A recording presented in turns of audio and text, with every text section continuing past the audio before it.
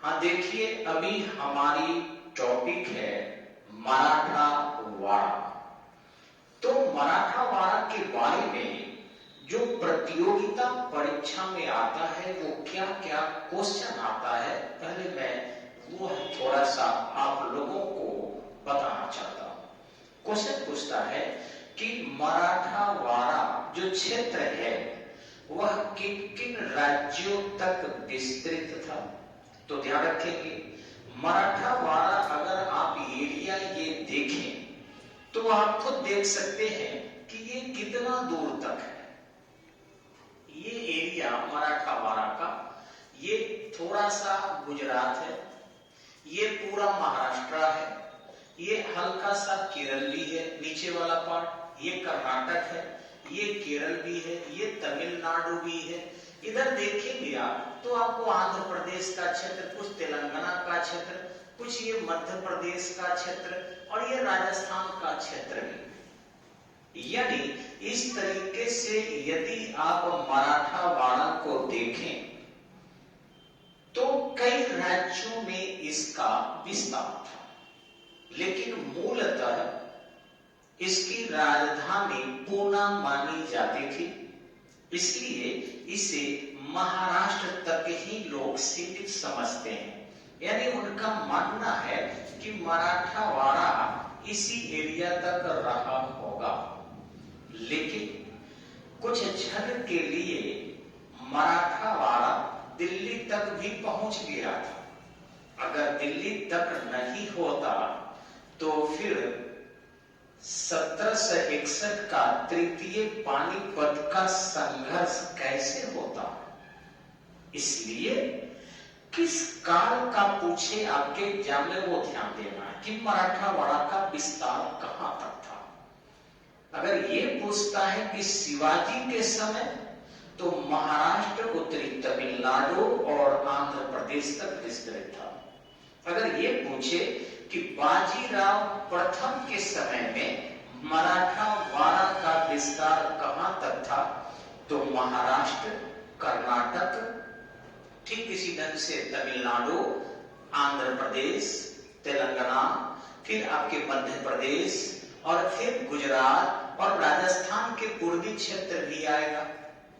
अगर यह पूछे कि माधवराव के समय में मराठावाड़ा कितना विस्तृत था, तो ये एरिया और बढ़ जाता है, क्योंकि रघुनाथ राव इस मराठावाड़ा को एक तरफ सुदूर पूर्व उड़ीसा तक पहुंचा दिया था, जिस समय में बंगाल का अलीवर्दी खां था। ये घटना है 1749 की। और दूसरा कि दिल्ली तक में भी रघुनाथ राव आक्रमण करके झगड़ा का बिल अहमद शाह अब्दाली से बो दिया था। तो इस तरीके से दिल्ली तक भी चला गया था। वह तो पानीपत तृतीय संघर्ष के बाद न सीमित हुआ। तो एक ध्यान रखेंगे कि दो शक्तियां ऐसी थी, एक थे आपके सिख जिससे अंग्रेज डरते थे, और दूसरे थे आपके मराठे। ये दो शक्ति ऐसी थी जिससे अंग्रेज बहुत हद तक डरते थे। उन्हें ये भय था कि यदि सिखों से हम लड़ें तो हमें मजबूत चुनौती दे सकते हैं, क्योंकि रणजीत सिंह जब सत्ता में आया और यूरोपीय पद्धति से अपनी सेना को मजबूत किया, तो निश्चित ही विश्व की दूसरी मजबूत सेना रणजीत सिंह के पास थी। लेकिन रणजीत सिंह आए विलंब से, तब तक मराठों का पतन होना प्रारंभ हो गया था, और इधर मराठे समाप्त होते हैं और उधर रणजीत सिंह मजबूत होते हैं। काश ये दोनों शक्ति एक ही समय में मजबूत होती और मिलकर काम करती तो अंग्रेज भारत में नहीं टिकते। कारण कि उधर मराठावाड़ा में मराठों ने नाक को चने चबवा दिया था अंग्रेजों को, लेकिन वे 18 1803 से 1805 के बीच एक एक करके सभी ने सहायक संधि कर लिया। और रणजीत सिंह मजबूत उसी वक्त होते हैं और अंततः रणजीत सिंह की मृत्यु 1839 में होती है और सिख राज्य कमजोर होने लगता है और अंततः 10 वर्ष के अंदर ही 29 मार्च 1849 को सिख राज्य समाप्त हो जाता है, अंग्रेजी राज्य में विलय कर लिया जाता है। तो हम देखेंगे यहाँ कि जो आंग्ल मराठा संघर्ष होते हैं वह कैसे होता है। तो ध्यान रखेंगे यहाँ पर जो मराठे हैं, मराठा, ये शिवाजी के सिद्धांतों का अनुसरण नहीं करते हैं। शिवाजी जो मजबूत होता है वो कैसे मजबूत होता है, इसको भी थोड़ा सा जान लीजिए। ईश्वरदास नागर नामक एक इतिहासकार है जो औरंगजेब के समकालीन है। ठीक है, ईश्वर दास नागर उनका नाम हुआ। आपको शायद पता होगा कि औरंगजेब सभी इतिहासकारों को दरबार से निकाल दिया था, फिर भी ईश्वर दास नागर उसके साथ साथ उसके अभियानों में उत्तर से दक्षिण तक भी गए थे। औरंगजेब गया था शिवा को ही सोचकर, लेकिन अफसोस उसे पल्ला संभाजी से पड़ा और संभाजी भी उसको जबरदस्त टक्कर दिया था, लेकिन इस टक्कर में संभाजी कम अनुभवी था, घिर गया और अंततः औरंगजेब का बंदी बना लिया गया। संभाजी औरंगजेब के पुत्र शहजादा अकबर को सुरक्षा दे रहा था। इसी दौरान वह बंदी बना लिया गया। यह घटना आप लोगों का है 1689 का। ये 1689 में बंदी बना लिया गया और इस तरीके से औरंगजेब ने संभाजी की दर्दनाक मौत दी तथा उसके पुत्र साहू को, जो मात्र 6 वर्ष का बालक था, चूंकि 1683 में साहू का जन्म हुआ था और 1689 में उसे बंदी बना के आगरा ला दिया। अभी साहू का जो देख रेख की थी जिबतु निसा, जो औरंगजेब की बेटी थी और बहुत ही पढ़ी लिखी महिला थी, जिबतु निशा या जिब्बू निशा, वह हिंदू रीति से साहू का पालन पोषण की।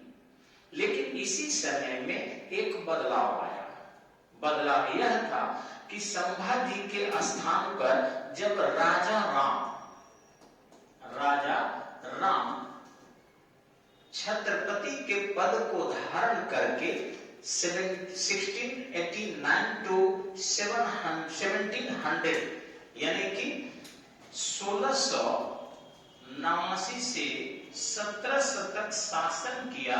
इसी दौरान युद्ध के हानि से वह थक कर चल बसा और जब युद्ध के हानि से इसकी मृत्यु हो गई राजा राम की, यही राजा राम जब यहाँ पर ये मृत्यु को प्राप्त कर गया तो इसकी विधवा पत्नी ताराबाई एक छोटे से बालक का शिवाजी द्वितीय के नाम से बनाकर और खुद नियंत्रण करने लगी।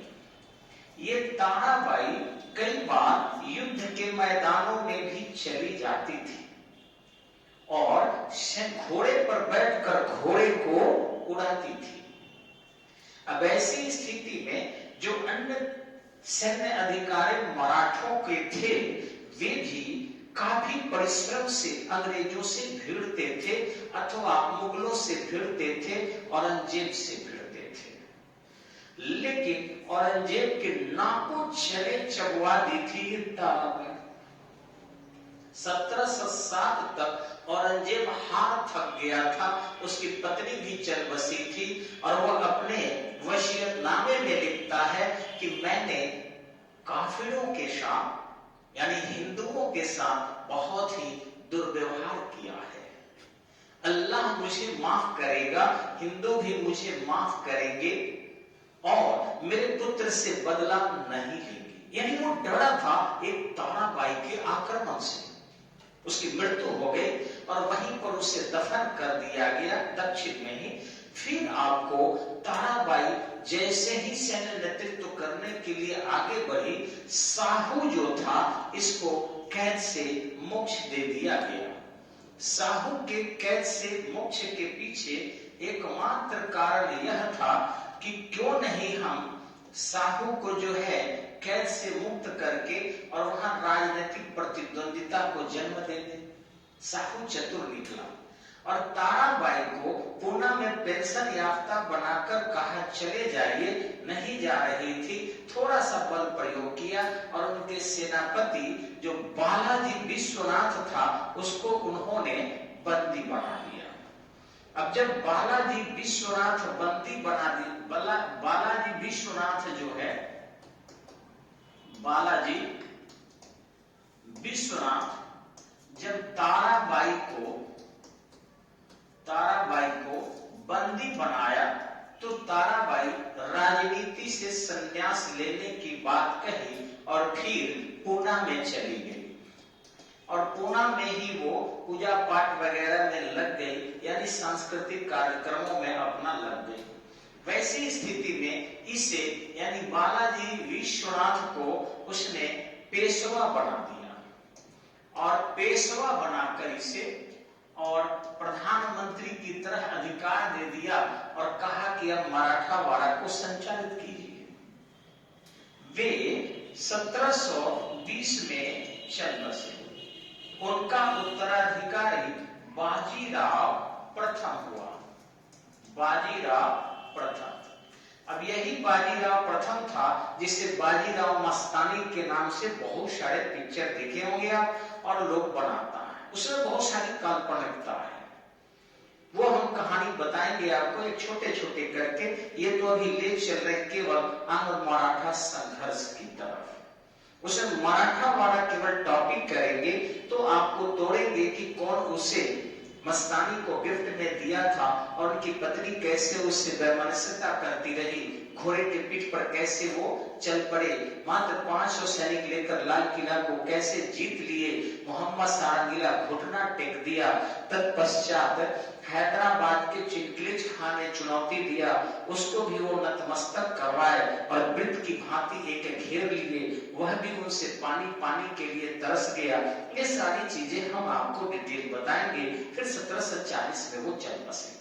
उनके 3 पुत्र थे, एक रघुनाथ राव, दूसरा बालाजी बाजीराव और तीसरा था सदाशिव राव भाव। उसमें बालाजी बाजीराव जो था यानी कि बालाजी बाजीराव ये 1740 से लेकर और 1761 तक शासक बने। इसी के समय में रघुनाथ राव उड़ीसा पर भी यानी बंगाल पर भी आक्रमण किया था और वहां भी संधि की थी, वहां उसको सफलता मिली थी, लेकिन वो तत्पश्चात चला गया आपको दिल्ली की तरफ, वहां झगड़ा कर लिया और वैसी स्थिति में उस युद्ध की परिणति भारत के लिए बहुत ही हानिकारक रही। अब देखेंगे, छोटा सा हल्का सा आपको चर्चा करेंगे कि 1761 में जो संघर्ष हुआ था पानीपत थर्ड का जो संघर्ष हुआ था, ये आश्चर्य करेंगे आप, 14 जनवरी को ही ये संघर्ष हुए थे और इस 14 जनवरी को मकर संक्रांति का दिन था। मराठों के घोड़े भूखे प्यासे तड़प रहे थे, सैनिकों को रसद की कमी थी, मराठा सेना जो थे छापेमार युद्ध पद्धति का परित्याग कर चुकी थी। एक भारी भरकम सहयोगियों का दल था जो एक दूसरे को सेवा ही करने में लगे रहते थे। उसमें जो है एग्रेसिव यानी लड़ाकू जो सेना थी, इसकी संख्या कम थी। अब उन महिलाओं के, उन नर्तकियों के साथ सज्जा करने वाले के, बैंड बाजा बजाने वाले के, शारीरिक मलाई करने वाले के संभालने में मराठे असफल रहे। उनको कई बार राजपूतों ने भी कहा कि आप इन भारी भरकम सेना को छोड़कर युद्ध कीजिए, और ऐसा नहीं माने। नतीजा भारत के जो है गाल पर एक अब्दाली ने जोरदार तमाचा मारा। ये तय कर दिया कि अब भारत पर शासन कौन करे। कारण था कि मराठे टूट गए। इनके बारे में जाकर दक्षिण भारत में एक विद्वान ने कहा, सूर्य भी उजड़ गए हैं, चंद्र का कोई अता पता नहीं है। हर घर से ध्रुव तारे समाप्त हुए हैं, और तारों की तो गिनती छोड़िए, जुगनुओं से मैदान पटा पड़ा है। यह स्पष्ट था कि लगभग सारी मराठी सेना शहीद हो चुकी थी। एक केवल महाजी सिंधिया कैसे कप्तान पठान के द्वारा बचाकर लाए गए थे, जो ग्वालियर में सिंधिया परिवार के नाम से जानते हैं। इन्होंने धीरे धीरे सैन्य रूप से मजबूती प्राप्त की, और यही थोड़ा सा मराठावाड़ा को फिर मजबूत करने में भी सहयोग किए थे। इसके बाद एक परिवर्तन आया कि यानी इसको काफी, यानी कि बाजीराव जो थे, बाजीराव, इनको सदमा लगा और वे 1761 में मृत्यु प्राप्त कर गए। मात्र युद्ध के 6 महीने बाद इनकी मृत्यु हो गई। जब ये चल बसे तो इनका एक छोटा सा पुत्र था, 18 वर्ष का। ऐसे इनके 2 पुत्र थे, लेकिन ये था माधव राव पेशवा बना। ध्यान रखेंगे कि पेशवा का पद इन्हीं के समय से वंशानुगत हो गया था, और जब पेशवा का पद वंशानुगत हो गया था तो पिता के पुत्र ही बन सकते थे। लेकिन इन माधव राव के बनने पर जो चाचा था रघुनाथ राव, उसने विरोध किया। अब जो चाचा रघुनाथ राव था वह विरोध किया, और विरोध के पीछे चाचा कम था, उसकी पत्नी आनंदी बाई अधिक उत्तरदायी थी। ये जो उसकी पत्नी थी आनंदी बाई, ये रघुनाथ राव की, ये ज्यादा ही कुचक्री महिला थी, और ये षड्यंत्र रचते रहती थी। उसने सोचा माधव राव के पास बहुत सी महिलाओं को प्रेजेंट कर दिया जाए, जिससे विलास प्रिय यानी शारीरिक शोषण और शारीरिक आनंद के कार्यों में लग जाएंगे, और ऐसे लग जाएंगे तो शारीरिक रूप से कमजोर हो जाएंगे और राजक्षय रोग हो जाएगा। वो चाल में कामयाब हुई, और इस प्रकार इस माधव राव को टीबी हो गया। अब जब इन्हें टीबी बीमारी हो गई तो उन्हें जबरदस्त लंग्स टीबी था, खांसी हो रहा था। इसी समय में एक चीज और आया। उस समय में यज्ञ होता था, राजसू यज्ञ, वाजपेयी यज्ञ वगैरह। इन्होंने चूंकि हिंदू धर्मोद्धारक की उपाधि लोग धारण किए थे, और इस हिंदू धर्मोद्धारक होने के कारण इन्होंने वाजपेयी यज्ञ किया। वाजपेयी यज्ञ, अब वाजपेयी यज्ञ को घुड़दौड़ भी कहा जाता है। वाजपेयी यज्ञ को घुड़दौड़ भी कहा जाता है। इस घुड़दौड़ में सभी एक से एक रथी महारथी लगते हैं। हुआ क्या, ये थोड़ा सा समझेंगे हम। जब सभी लोग अपने अपने घोड़े दौड़ा रहे थे, और इस घोड़े दौड़ाने के क्रम में मान लो यहाँ यहाँ यहाँ यहाँ उनकी सेना हो, और सभी दौड़े, और सारे दरबारी इधर मान लीजिए बैठे हो, और सारे दरबारियों के सामने घोड़े दौड़ा कर ये सब चल रहे हो, और यहाँ पर पताका जो है सब लहर रहा हो मान लीजिए, और इसमें से एक एक पताका सबको लेकर आना हो। जो सबसे पहले पताका लेकर आएगा उससे ही अच्छा वाजपेयी यज्ञ के विजेता घोषित किया जाएगा। सभी घोड़े अपना दौड़ा रहे थे। इस दौड़ाने के क्रम में सबसे आगा घोड़ा आगे निकल गया महाजी सिंधिया का। और महाजी सिंधिया जब यहां पहुंचे,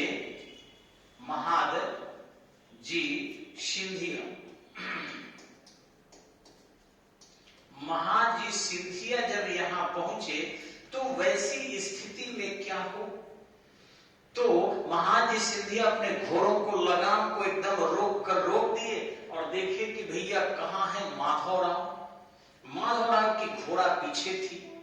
ऐसी स्थिति में उन्होंने घोड़ा को रोक दिया और माधव राव का इंतजार किया। माधवराव जब वहां पहुंचते हैं तो कहा, महाराज आपकी घोड़ा अगर पीछे होगी तो ये जो दरबारी हमारे पीछे खड़े हैं, पताका आप देर से ले जाएंगे और पताका देर से ले जाएंगे तो आपका सम्मान कम होगा। पेशवा आप हैं, आपका सम्मान बढ़ना चाहिए। उसी पर खांसते हुए माधवराव ने बड़ी जोर से एकदम से करके पूरा खून निकाला और देखा जब महाराज सिंधिया तो कहा, महाराज ये क्या हुआ? उन्होंने कहा कि हे महाराज सिंधिया, मुझे राज रोग हो गया है, मुझे राजक्षय रोग हो गया है, मुझे टीबी हो गया है। अब राज वैद्य मुझे कह दिए हैं मैं जीवित नहीं बचूंगा। और ये सब रघुनाथ राव की पत्नी आनंदी बाई के कारण हुआ है, इसलिए मैं कैसे बचूंगा मुझे नहीं पता, मैं नहीं बचूंगा कोई बात नहीं, लेकिन मराठा वाला बचना चाहिए। महाराज सिंधिया ने तुरंत ही उनके रक्त को उठाया और लगा लिया अपने ललाट से और चंदन करके कहा, हे महाराज मैं सौगंध खाता हूं। भीष्म पितामह से भी ज्यादा सौगंध मजबूत खाया था। कहा कि हे महाराज मैं सौगंध खाता हूं, सवाल ही नहीं है कि धरती की क्या ब्रह्मांड की कोई शक्ति मेरे जीवित रहते मराठावाड़ा में अपनी पताका लहरा सके। मेरे मरने के बाद ही मराठावाड़ा में किसी और पताका को मैं लहराने दूंगा, ऐसे संभव नहीं है। यह सुनकर माधवराव को अच्छा लगा, लेकिन माधवराव पताका आगे से लेकर पहले माधवराव को बोले पताका लो और निकल पड़ो। जब पताका लेकर माधवराव आया तो माधवराव की सम्मान में वृद्धि हुई, लोग तालियां बजाने लगे कि माधवराव ही अभी भी शक्तिशाली है। लेकिन ये तो महाराज सिंधिया जानते थे कि कारण क्या था। ऐसी स्थिति में 1772 में माधवराव की मृत्यु हो गई। अब जब माधवराव की मृत्यु हो गई तो वैसी स्थिति में मराठावाड़ा फिर आनंदीबाई और रघुनाथ राव लेने की कोशिश की, लेकिन माधवराव का एक भाई था।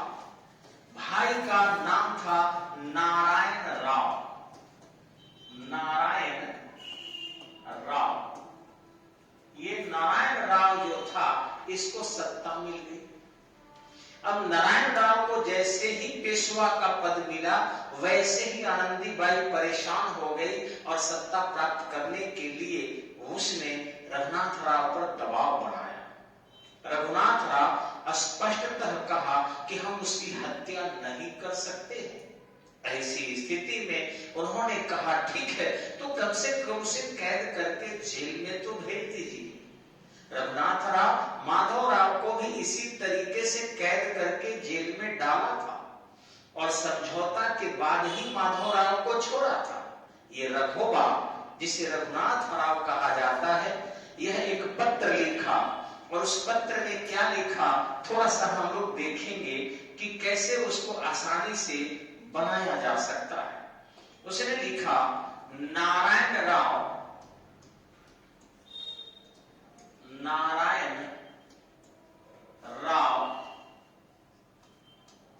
भरावे। उसने एक पत्र लिखकर और सेनापति को दे दिया कि नारायण राव को जेल में भर दीजिए। लेकिन आनंदीबाई धीरे से अपने आंख से काजल निकाली और काजल से इसको उसने क्या कर दिया, मरावे। और इस तरीके से जैसे ही सेनापति ने उस पत्र को पढ़ा कि रघुनाथ राव इस पत्र को लिखा है, वह तलवार लेकर चल दिया और नारायण राव से कहा कि मरने के लिए तैयार हो जाओ, क्योंकि देखो ये पत्र मुझे आदेश मिला है तेरा वध करने का। नारायण राव बड़ी तेज गति से एकदम भागने लगा और काठ के उस सीढ़ियों पर चढ़ते हुए जो रघुनाथ राव थे, लंबे टकले बड़ा सा टिक रखे हुए थे, ऐसे धोती पहनकर और चल रहे थे अपना। उसी क्रम में नारायण राव दुबला पतला था, ताजश्री ताजश्री ताजश्री दौड़ा और अंततः उनके पास जैसे ही पहुंचकर पैर पकड़ा कि मुझे बचा लीजिए, तब तक तलवार से उनको क्या कर दिया, छक कर दिया। जब गर्दन कटे देखा नारायण राव को तो कहे बाप रे बाप, क्या किया। बोला महाराज ये आपने पत्र लिखा है, देखिए नारायण राव मरावे। वो समझ गया कि भैया मैंने पत्र नहीं लिखा, मैंने तो भड़ावे लिखा है, ये मरावे आनंदी बाई की है। समझ गया।